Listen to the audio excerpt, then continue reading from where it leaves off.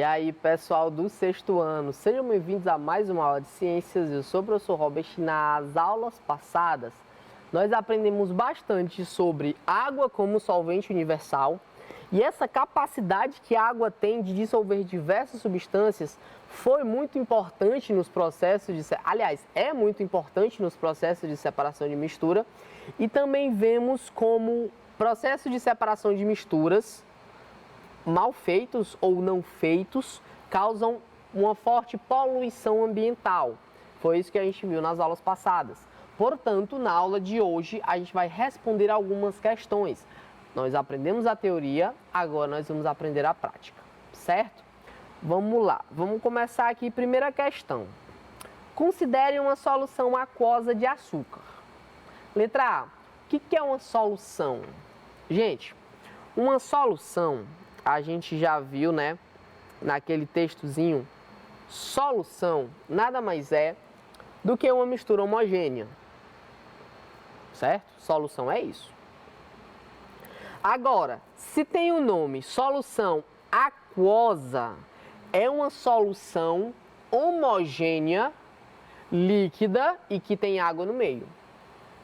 A maioria das soluções aquosas, aliás, a maioria das soluções que a gente estuda são aquosas, tá? A nível de questões.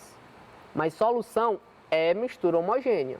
Solução aquosa é uma mistura homogênea que tem água no meio. Então, quando a questão me diz solução aquosa de açúcar, nada mais é do que água com açúcar, certo? Então, a letra A pergunta, o que é uma solução? É uma mistura homogênea, certo? Letra B, nessa solução, o que é solvente e o que é soluto? Vamos relembrar o que é solvente e o que é soluto. Gente, aqui está o caso do sal e da água, tá? O soluto vai ser a parte sólida que vai ser dissolvida pelo solvente. E o solvente vai ser, nesse caso aqui, é a parte líquida que está dissolvendo a parte sólida, que é o soluto, certo? Então, isso que é soluto e isso que é solvente. O soluto mais o solvente vão formar, nesse caso aqui, a solução, certo? Então, o que é solvente? No caso da solução aquosa de açúcar, lembrando que essa solução aquosa de açúcar nada mais é do que água mais açúcar. É só isso, solução aquosa de açúcar é água mais açúcar. E aí, o que vai ser o solvente? O solvente, pessoal, vai ser a água. E o soluto vai ser aquele que vai ser diluído pela água, no caso, o açúcar, certo? Então, letra B, o solvente é a água e o soluto é o açúcar. E a letra C pergunta, o que significa dizer que uma solução é aquosa? Gente, guardem essa definição porque ela vai ser muito importante. Falar que uma solução é aquosa significa que o solvente desta solução é a água, certo? Então, a resposta da A, da B e da C vai ficar mais ou menos assim. A primeira, solução é uma mistura homogênea, lembrando que mistura homogênea é aquela mistura que tem apenas uma única fase.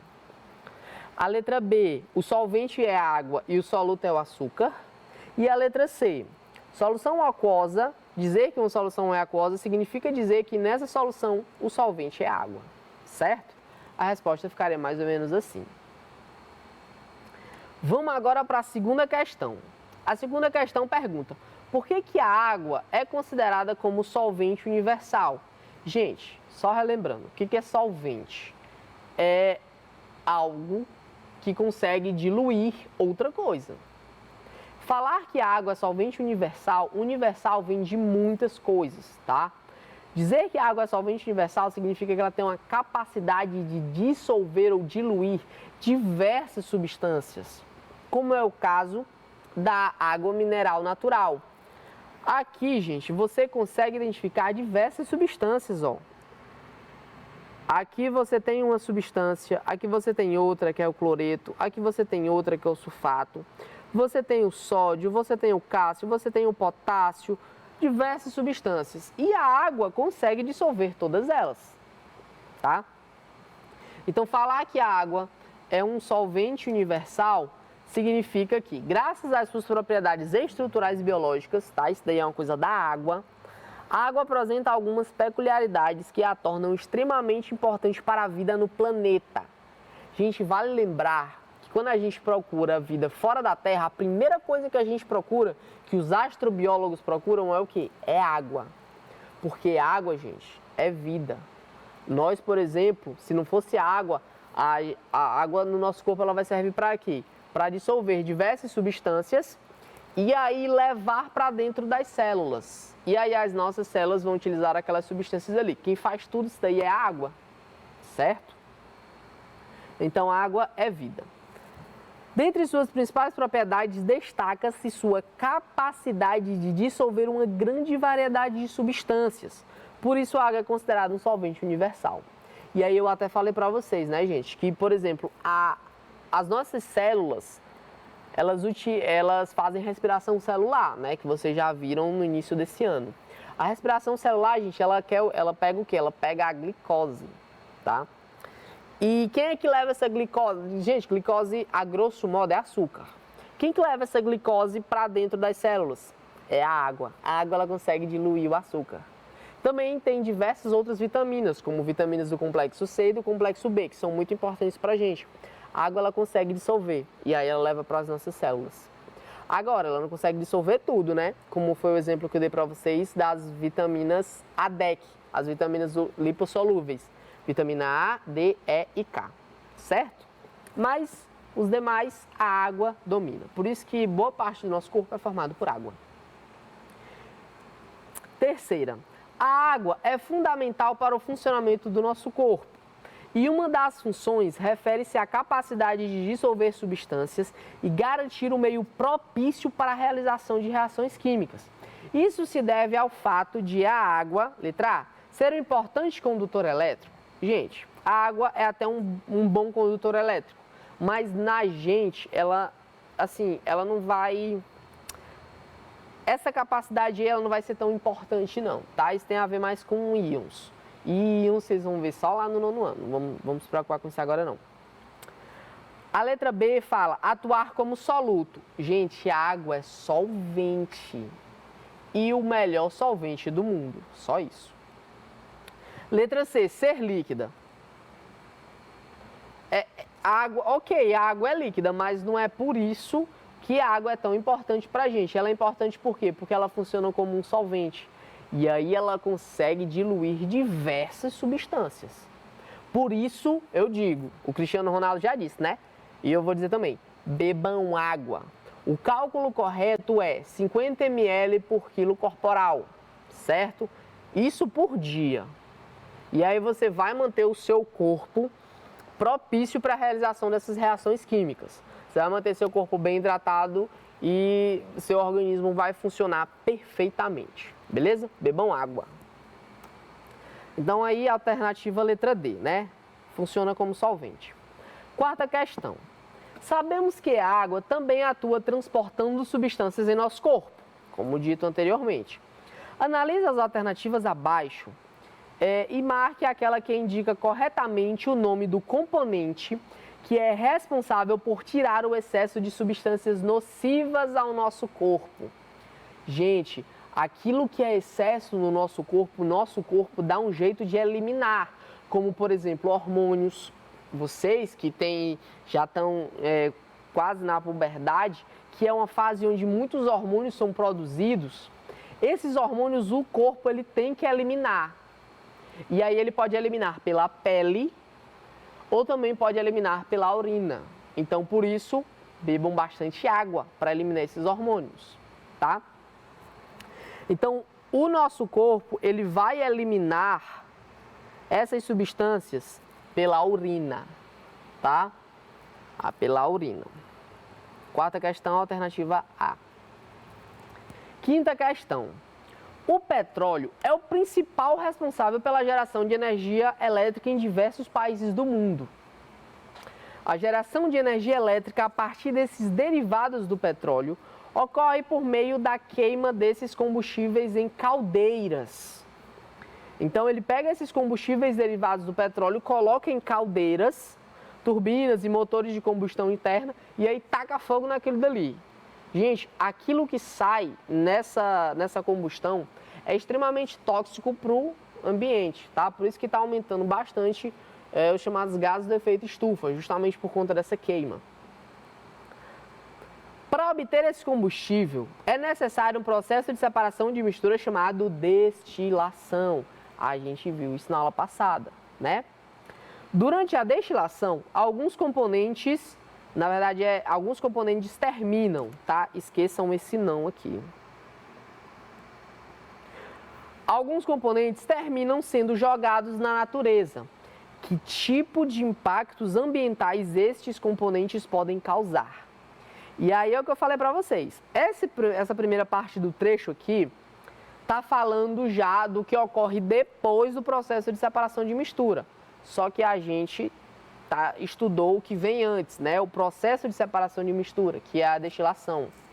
E a gente viu, pessoal, na aula passada que a destilação ela causa isso daqui, ó. Resíduos sólidos. O resto que não vai servir do resultado do petróleo, da destilação do petróleo. E aí ela pode causar o quê? Ela pode causar um aspecto desagradável para a paisagem, isso daí é o menor dos problemas, mas ela pode causar produção de maus odores, quem mora ali perto não vai conseguir, né? Esse cheiro é muito forte. Causa principalmente, gente, poluição da água. Esse petróleo, do jeito que ele está aqui, ó, como eu disse para vocês, do jeito que ele está aqui, ele pode contaminar lençóis freáticos. E a água dos lençóis freáticos, ela vai parar onde? Ela vai parar nos rios. E a água dos rios vai parar onde? Vai parar na casa das pessoas, certo? Ela pode causar também uma liberação de gases tóxicos. E essa liberação desses gases tóxicos vão poluir o ar, certo? Então o problema não é o petróleo é muito bom para a nossa civilização. O problema é fazer a separação, o processo de separação de mistura desse petróleo e não se importar com esses resíduos sólidos, ou seja, esse resto de petróleo. Sexta questão. Os impactos ambientais consequentes da mineração têm sido intensos e cada vez mais têm contribuído para a degradação do meio ambiente. Durante a extração do ouro, é comum a utilização do mercúrio. Que impactos ambientais este metal pode causar? Gente, lembrando que, como é que a gente extrai o ouro da natureza? Mas na aula passada a gente viu que, assim, a grosso modo, você tem a mineração, tá? Você tem o rapazinho com aquele prato, né? E aquele pratinho ali fazendo a chamada levigação. E você também tem aquelas dragas. O problema tá em várias coisas, né? Mas uma delas é as dragas e também a mineração. E aí, para fazer essa extração do ouro da natureza, a gente utiliza o mercúrio. Gente, o mercúrio é muito amiguinho do ouro. Se você pegar aqui uma porçãozona de areia que está misturado com água, que está misturado com ouro, só que eu quero só o ouro. E aí o que eu faço? Eu jogo mercúrio ali. O mercúrio é amiguíssimo do ouro. E aí o que ele vai fazer? Ele vai se juntar com o ouro e vai formar essas bolinhas aqui, ó, essas bolotinhas aqui. E aí como é que eu faço para pegar esse ouro? Para pegar esse ouro, gente, ele está misturado com mercúrio, eu quero separar. E aí o que eu faço? Eu taco fogo nisso daqui, ó. Quando eu tacar fogo nisso daqui, o mercúrio, ele está no estado sólido, ele vai, ó, evaporar. E aí ele vai para a atmosfera, causando o quê? Uma poluição do ar, certo? Só que esse mercúrio, gente, ele também pode parar no rio. E aí, se ele parar no rio, ele vai contaminar os peixes. E se contaminar os peixes, as pessoas ali que se alimentam naqueles peixes também vão se contaminar. Então, olha só a consequência toda só da utilização do mercúrio. Então, resumindo tudo, gente, o mercúrio, ele é um dos materiais mais tóxicos que tem na crosta terrestre. Ele vai ocasionar a poluição do meio ambiente, afetando diretamente a água, o ar e também o solo, implicando diretamente na saúde humana, que ao ingerir ou inspirar, né, ou colocar esse mercúrio que tá aqui, que foi para o estado gasoso, a pessoa pode respirar esse mercúrio, tá? E aí pode se desenvolver uma toxicidade nos rins, ou seja, os rins já não vão funcionar do jeito que deveriam. Também causa problemas no sistema nervoso e também no sistema cardiovascular. Lembrando que o sistema nervoso, basicamente é o nosso cérebro que comanda todo o nosso corpo. E o sistema cardiovascular é basicamente, né, a grosso modo, o coração. E também tem as veias, artérias e capilares, tá? Então, olha o que essa bolotinha causa de problemas, hein? Sétima questão. O lançamento de esgoto na água é prejudicial porque causa o aumento de nutrientes e do número de algas. E aí, gente, nós aprendemos que em estações de tratamento de esgoto e de água, esse esgoto, né, que sai das nossas casas, das indústrias, ele sai horrível para voltar para a natureza. E aí ele tem que sofrer diversos processos de separação de mistura até voltar para o rio. Porque essa água do rio, ela vai sofrer alguns processos de separação de mistura até chegar às nossas casas, certo? Só que muitas vezes, gente, esse esgoto ele não é tratado do jeito que deveria. Ele já vai direto para o rio. E aí causa diversos problemas, aumento de nutrientes e também do número de algas, que a gente viu que a gente chamou de eutrofização, certo?